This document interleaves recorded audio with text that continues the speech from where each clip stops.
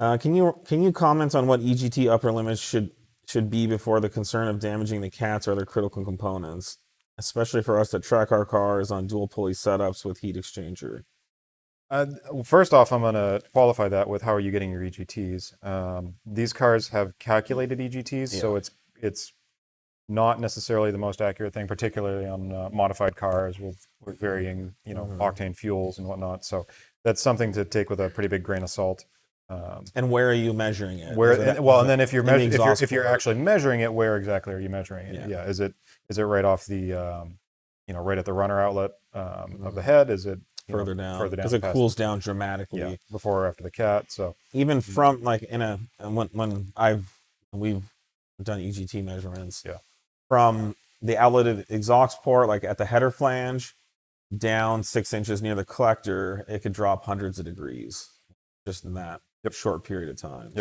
So yeah, you really need to if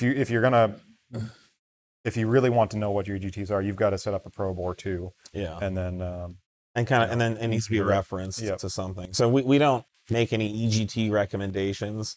The factory ECU does calculates through different parameters, and it solves equation for what the EGT should be. And the factory protection. The factory protections and factory limits will start coming in, mid to high 900C. Right. And then maybe you should just talk about that real quick. So I mean the factory stuff tries to target or limit the EGT to right around mid 900C on those cars. And it does that by then once it gets up to that point, it goes into basically what's called a EGT control method, and it'll start adding a little bit of fuel and richening things up a bit to try and maintain that. Generally, you can enrich the fuel mixture. If you keep timing the same, you'll get a little cooler EGT out of it. So. But then there's also some calic protection logic built in there too. Well, that's what that is. And then it'll start limiting the amount. Because if it dumps too much fuel, then the cat will eventually be damaged. There's lower limits that it can go to, and then it'll start reducing the amount of like timing reductions you can do on gear shifts and some other stuff just to try and keep some extra heat out of there. And we do the same thing, honestly, with our overrun stuff. If EGTs are over, I want to say about the same, about 950 to 1000 C, we shut down our overrun crackle, logic, and all that, just in a similar vein, just to keep temperatures in a reasonable range. But the factory ECU will engage in those type of protections, and we keep all that stuff intact.